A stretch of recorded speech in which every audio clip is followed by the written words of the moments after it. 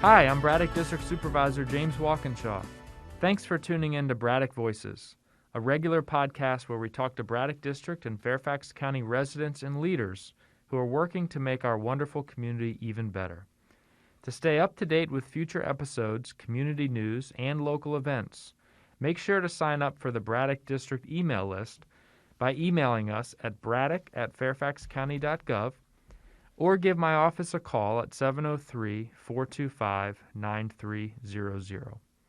As we continue the fight against COVID-19, please keep wearing your face covering, continue washing your hands often, and practice social distancing. And before we get into our conversation with our guest today, I want to continue our regular series where we highlight one four-legged friend, an animal who's available for adoption at the Fairfax Animal Shelter. And actually, we just learned that Charlie Brown, who is a one-year-old boxer and was the four-legged friend we spotlighted on our very first episode of Braddock Voices a couple weeks ago with former Chairman Sharon Bulova and former Braddock Supervisor John Cook, has been adopted. Yay! So hopefully it was a listener who adopted him, but either way, he's has a permanent home now, and we hear is doing quite well. And today, I want to introduce Marble the cat. Marble is a domestic female cat who is in her golden years at 16 years old.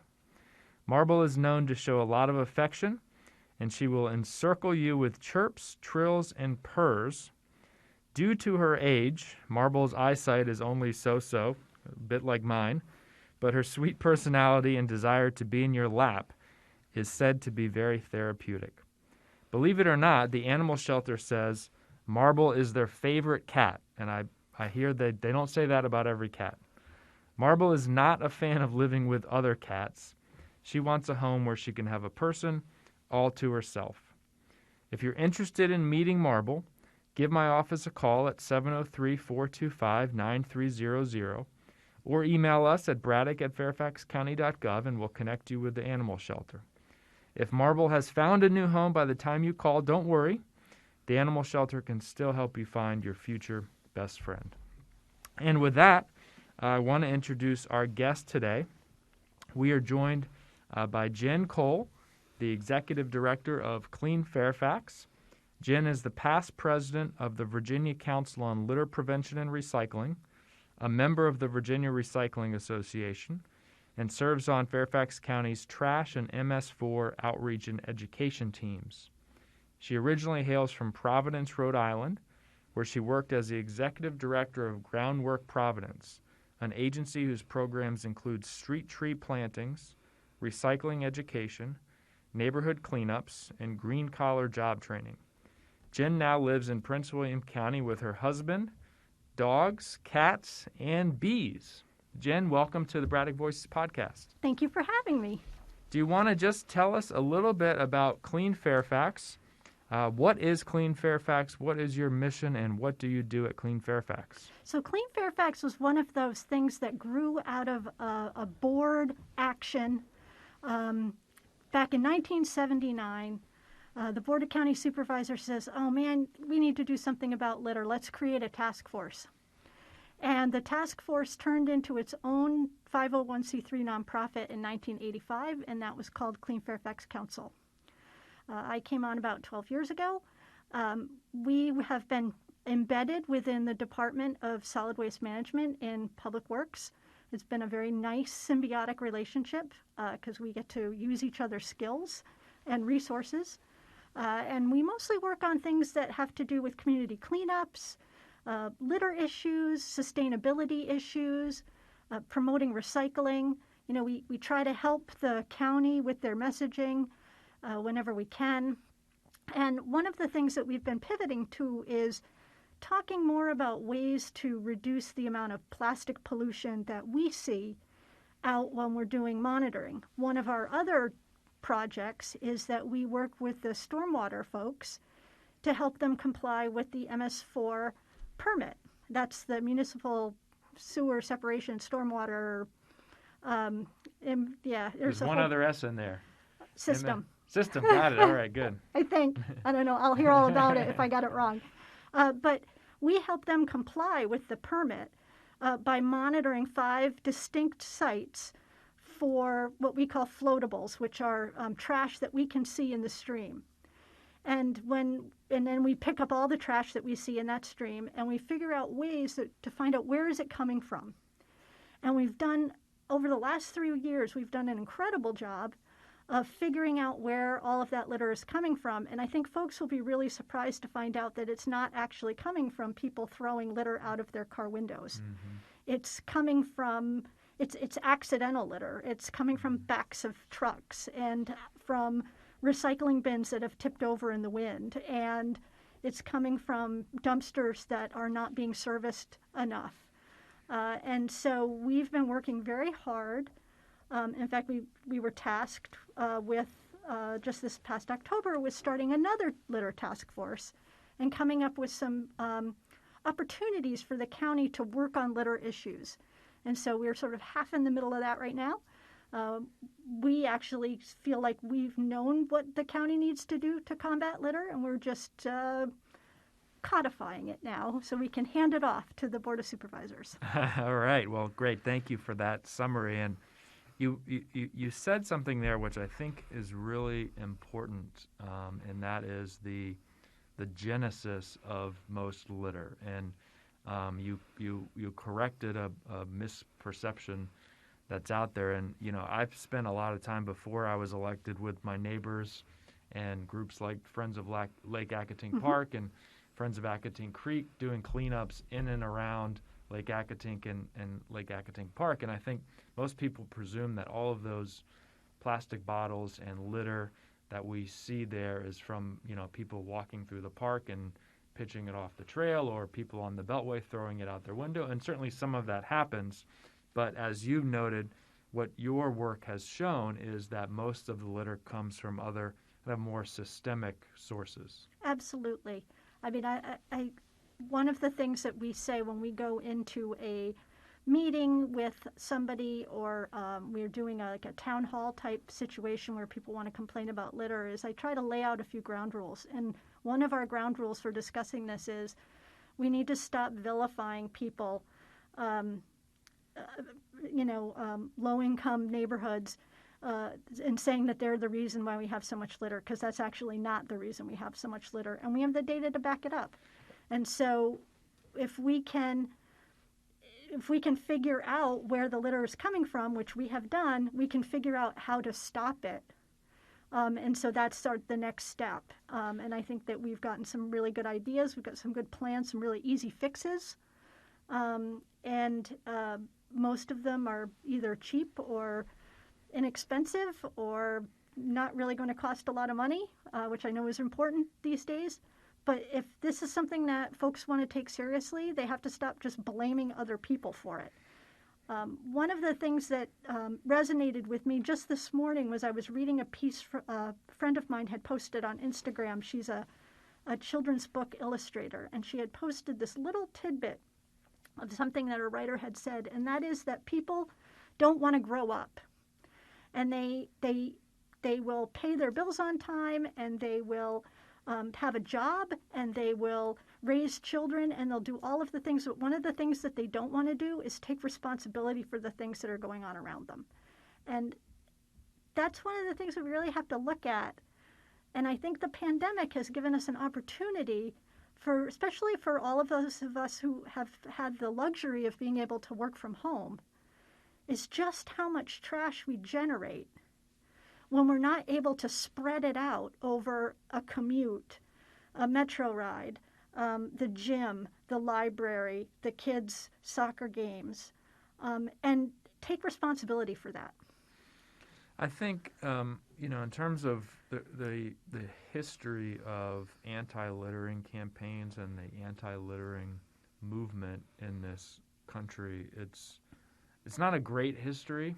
So there is one of the most famous ad campaigns of all time, but not a term we would use today, but the Sad Indian mm-hmm. ad campaign, which was about blaming individuals for littering, and we know now that campaign was actually funded by the plastics industry and industries that were involved in massive, some illegal and some legal pollution, including dumping toxins Right. into rivers. And they had a concerted effort to shift the blame and focus from what they were doing to individuals. And I always remember there's an episode of Mad Men Yes. where they go out to have a picnic, and they have, they bring all their food and in plastic containers, which was the new modern thing at the time. Tupperwares. Tupperware, and they finish their picnic and they just kind of leave it all there on the hillside, as others do, and all the trash blows around. And there certainly was a culture at that time where littering like that was more acceptable, but and we should obviously continue to discourage individuals from littering. But the real issue is the amount of waste that's generated, not just by us as individuals, but by the products that are manufactured and the way that they're manufactured and the packaging in manufacturing. And that means that the responsibility is not just on individuals, but also on policymakers. Right. And on the producers. That's right. Yeah. So I spent, not this past year, of course, because I was holed up in my house, but the year before I had found my pen pal after a million years from England, and she invited me to come to Wales for a month. And I was able to really spend a lot of time like doing a deep dive into how the UK and the EU, as they were still part of the EU, deals with trash. And I signed up for like every workshop and because I don't know how to relax. So even when I'm vacationing, I'm still figuring out how to learn about garbage. And one of the things I found out is, especially in the Scandinavian countries, is your tax liability goes down the more recycled plastic you use. So they also have a bottle bill. So using, say, plastic water bottles as an example, they have a deposit scheme. And the more recycled plastic that those companies that make plastic things use, their tax liability goes down. So there's an incentive all around. Yeah. And we have none of that here. Yeah. And we won't be able to get a hold of the plastic pollution problem by just talking people into putting their water bottles in the blue bin or talking them into using a reusable water bottle. That's just not going to happen. The scale is too gigantic. Yeah.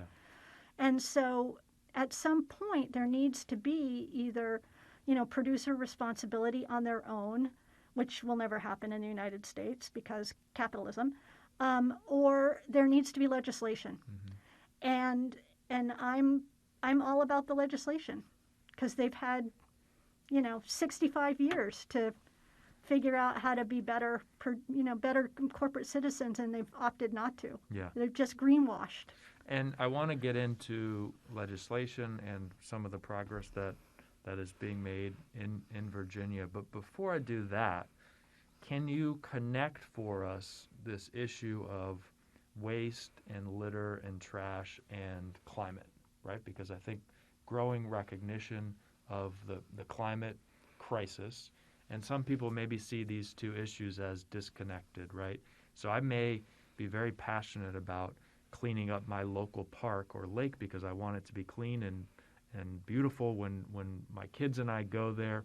I don't want to look at a lake that's filled with plastic trash bottles, but maybe I'm not as passionate or interested in this kind of seemingly more esoteric, ephemeral issue of global climate change. What is the connection between these issues? It's tough to make the connection. I am not a climate scientist, so I'm going to give you the real layman's terms that I would use if I was like at a library talking to a bunch of people about it and this question came up.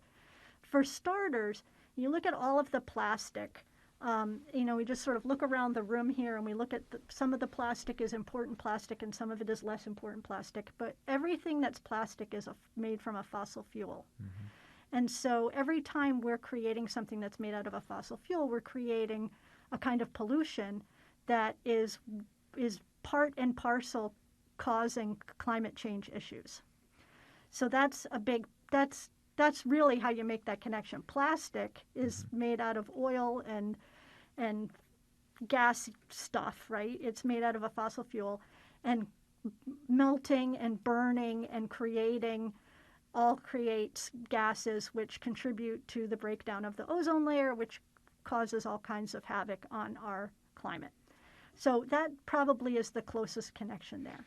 But you also have to say that one of the reasons we're seeing so much, and I'll use Little Hunting Creek as an example because that's sort of the if gold was a bad thing, the gold standard of creeks that are really badly impacted. Every time we have a storm event, which 20 years ago we would call that a 100-year storm, are now happening every couple years, right? Because of climate change. Yeah. It is washing everything into the creek. Yeah. And so the reason we're seeing so much of this stuff, all these bottles and polystyrene and things that float like that in the streams, is because we're having more of these huge storm events and floods that is tipping over trash cans and tipping over recycling bins, and winds are blowing things out of the backs of trucks, and it's all getting washed through the storm drain system, and into our creeks. And so it's kind of like a 1-2 punch, right? Yep. So we have all that plastic that's being created, and it's all virgin plastic because gas is so cheap right now, right? Oil is so cheap. No one's doing anything with recycled plastic right now. It's being warehoused. Yeah. Or it's being burned just for like waste to energy kind of fuel. Yeah. And then we have these storm events that is just literally washing all of that into the streams. And then you're out there picking it up. Yeah.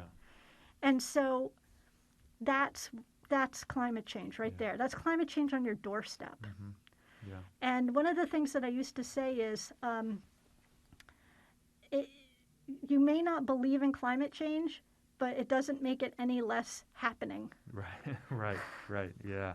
So I think we've established that, when we're talking about litter and these environmental issues, we really have to address them at the source and on the front end by incentivizing the right things and disincentivizing the wrong things. Tell us about some of the legislative efforts in Richmond over the last several years to try to do that. Well, so it's actually been a tough row to hoe, as we'd say, but the last couple of years we've been pretty lucky. Last year we got the 5-cent bag fee, plastic grocery bag fee, passed. And because we're in a Dillon Rule state, municipalities can now opt into, bringing that on board in their communities. And it's not as strong as we would like. We would have liked a statewide one. And it exempts a lot of different kinds of stores, which we don't. There's always too many amendments at the very end. Sure. And that's hard to deal with as an environmentalist when you're listening in on these things. This year, we got intentional balloon releases banned, although that was also a much stronger bill that got watered down substantially, but it's still a bill that we were able to get passed, but not without a lot of consternation. I'm not sure why anyone thinks that releasing 100 balloons that immediately become trash when they come down, it's like throwing 100 water bottles into the ocean. Right. When there are so many other ways you can celebrate. And so that actually was passed this year. We passed the foam ban, so the encapsulated polystyrene, that's the food containers. And that was watered down considerably also, unfortunately. But when that finally goes into effect, which is 2025, I think, so that gives restaurants and churches and schools plenty of time to come up with alternatives, which all exist. And because polystyrene is one of those things that just breaks down into smaller and smaller pieces, and it actually becomes really impossible to pick up. At least a water bottle stays a water bottle usually for about 300 years. Polystyrene just keeps breaking up, and then it just becomes, cancer-causing agent in the water system kind of thing. So it's really just not a good product. Yes, it's lightweight, but that's what makes it fly out of stuff. Sure. I think that we got an increase on illegal dumping fines. I'm not exactly sure where that one went. It was a much bigger fine. The problem with that is that it's very hard to enforce. So until we get some way to enforce illegal dumping, and it doesn't address the root problem, which is that when someone has a couch they need to get rid of, and I live in Prince William, I can just take it to the dump. Yeah. But if you live in Fairfax County, you have to pay to get rid of it. And so if you need to give people opportunities to get rid of things without having to pay for it. Yeah. And that's how you stem illegal dumping. People aren't dumping because they're lazy. They're dumping because they can't afford to drop things off at the landfill or the transfer station. Yeah, it's a really good point. You know, that is not something that had occurred to me. On one level, you might look at it and say, well, if we make it free for anyone to dump any trash or waste that they have, then that is incentivizing them to generate it.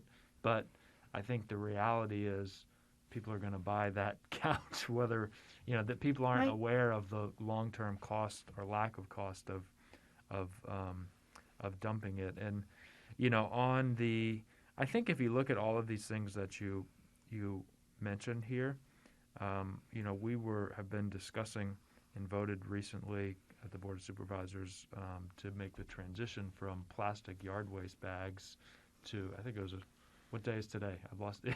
It was 2 days ago. Tuesday. Yeah, to transition from plastic yard waste bags to paper or hard plastic trash cans. Mm-hmm.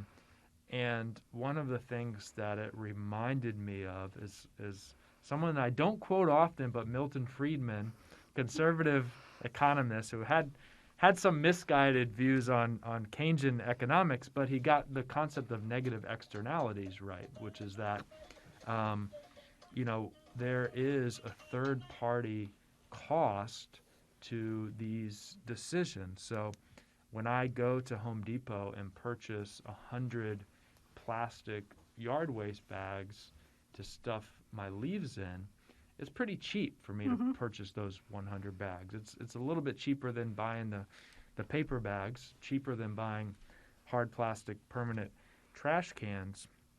But when that plastic bag tears in the truck, at the facility, in the compost pile, and it enters our water source, when it enters Lake Accotink, when it disrupts, some studies suggesting that, you know, it disrupts reproductive systems when it enters the water stream and other things.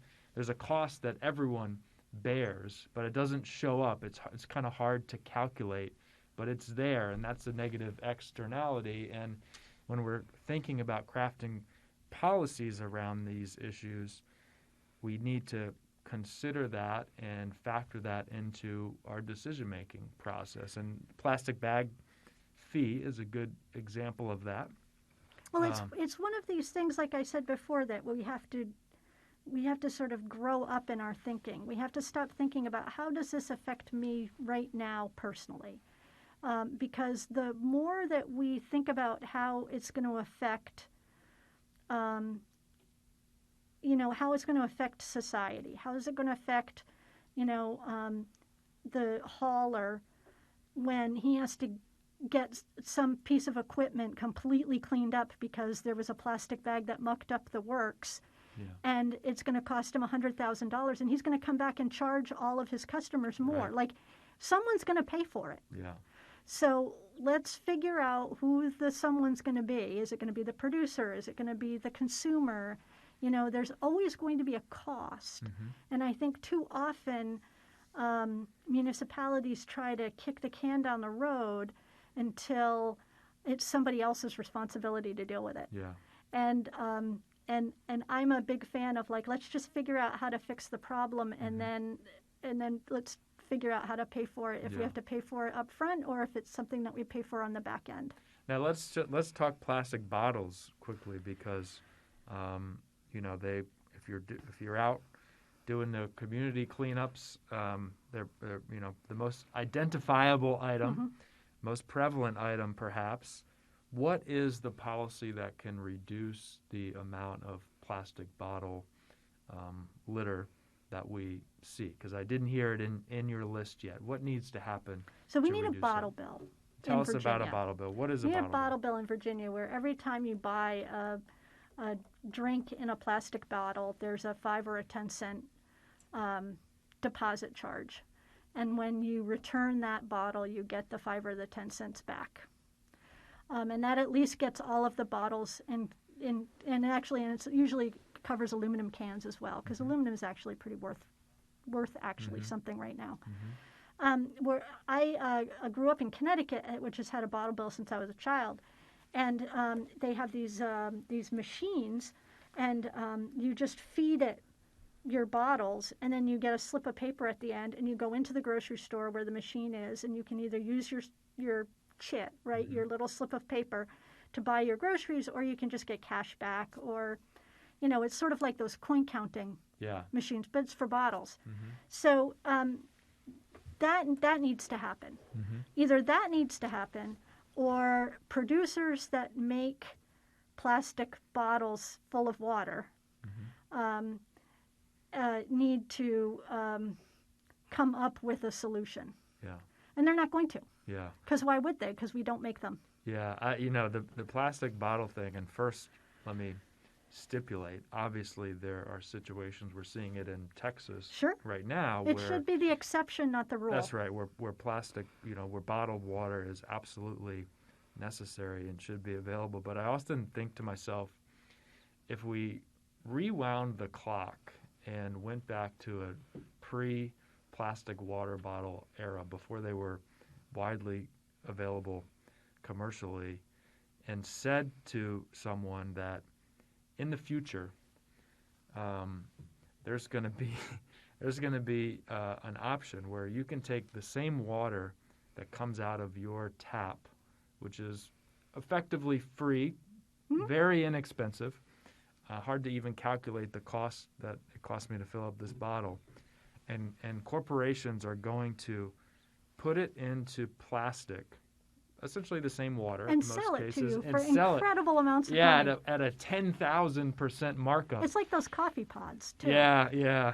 And people will buy pallets of it, and it's been very successful marketing. But if you had told someone that in the pick a date 60s or 70s, they would have said that's never going to work. That's a crazy business idea. Who would pay for that?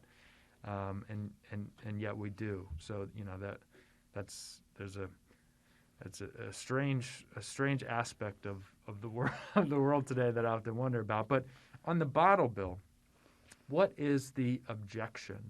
So what are the there arguments are some against legitimate objections, and one is that I know that all of the convenience stores don't want to have to deal with taking back bottles, and so figuring out redemption centers would need to happen, because the way it works in a lot of states or countries even, is that you take your bottle back to where you bought it, or any place that sells, and you can return it. But a lot of these convenience stores, they don't have room for 100,000 bottles in 3 weeks, and then who's going to come pick them up? And there needs to be a system, and of course the systems exist. We just need to tie into them. But I mean, I think there are even these machines that eat the bottles and spit out the little paper. That's probably for-profit enterprise. Just let them deal with it. And then they just sell all the plastic to producers that make more plastic. There's a market. There's a market solution in there somewhere, and there is. That's one of the kind of things people get wrong about.